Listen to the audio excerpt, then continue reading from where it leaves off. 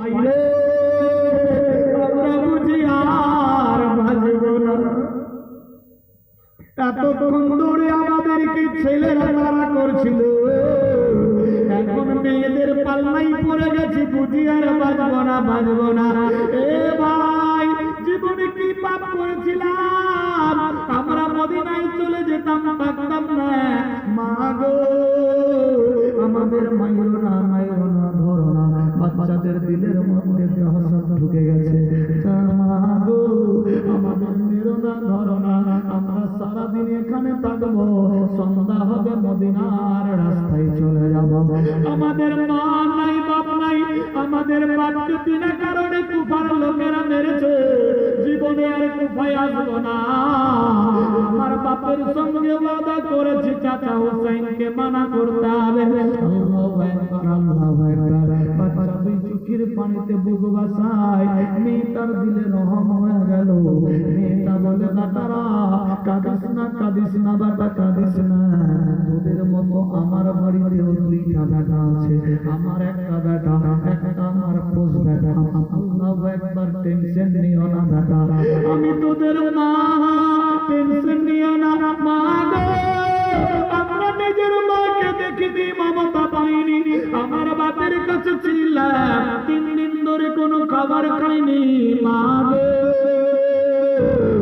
Jail থেকে চলে এসেছে, আমরা মদিনায় চলে যাব, আর জীবনে আসব না। মা গো, কেউ খাওয়ার কথা জিজ্ঞাসা করে না, কেউ গোসলের কথা বলে না। আমার আম্মা যদি জিন্দা থাকতো, আমাদের এই হালত না। মা ছেড়ে দাও, ছেড়ে দাও। বাচ্চাগুলা যখন কেঁদে কেঁদে বলে, ওই মেয়েটার কোলে যাইলে যা। মেয়েটা বলে, বাবারা টেনশন নিও না, আজ থেকে আমি তোদের মা হয়ে থাকবো।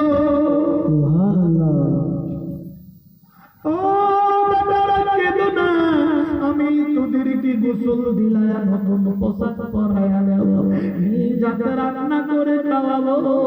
না মা না, আমরা মদিনা যাব, টেনশন নাই। দাদারা, তোমরা আওলাদের রাসূল, তোদেরকে হেফাজত করা আমার কর্তব্য। আমি মা যতক্ষণ অব্দি জিন্দা আছি, তোদের শরীরে আঁচ আসতে দেব না। দাদারে, চল চল আমার বাড়ি চল, আমি তোদের মায়ের মতো, ভয় করো না, ভয় করো না। সারাদিন আমার বাড়িতে থাকবা, সন্ধ্যা যখন হবে আমি মা তোদের নিয়ে মদিনা চলে যাব। সুবহানাল্লাহ। মা কার নাম বিরালাল। হযরত ইমাম মুসলিমের দুই বাচ্চার কলিজা ঠান্ডা হয়ে গেল। আহারে,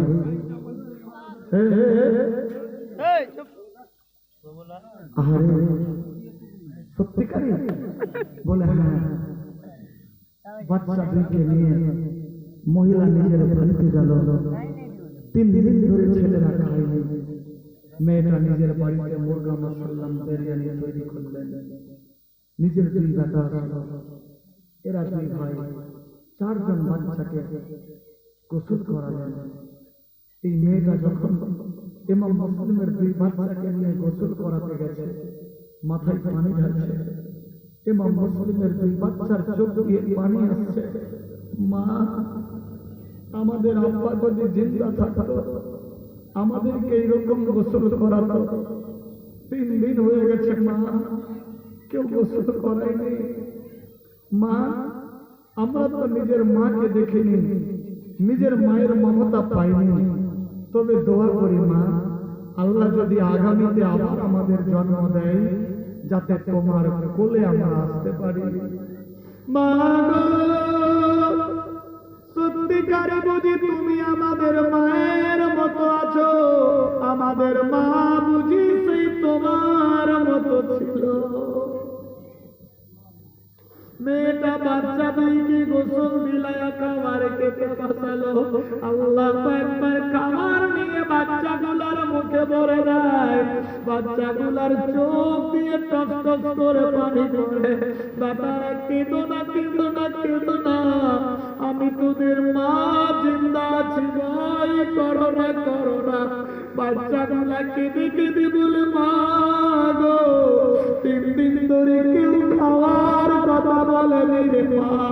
আজকে তোমাকে পেয়ে আমাদের কলিজা ঠান্ডা হয়ে গেছে। সুবহানাল্লাহ।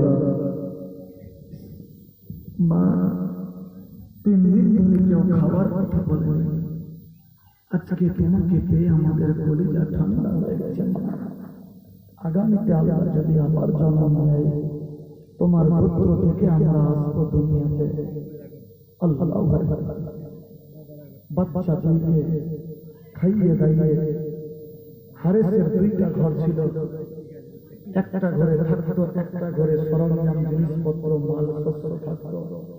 ঘরের ভেতরে ছিল গম জব রাখার একটা কুঠি।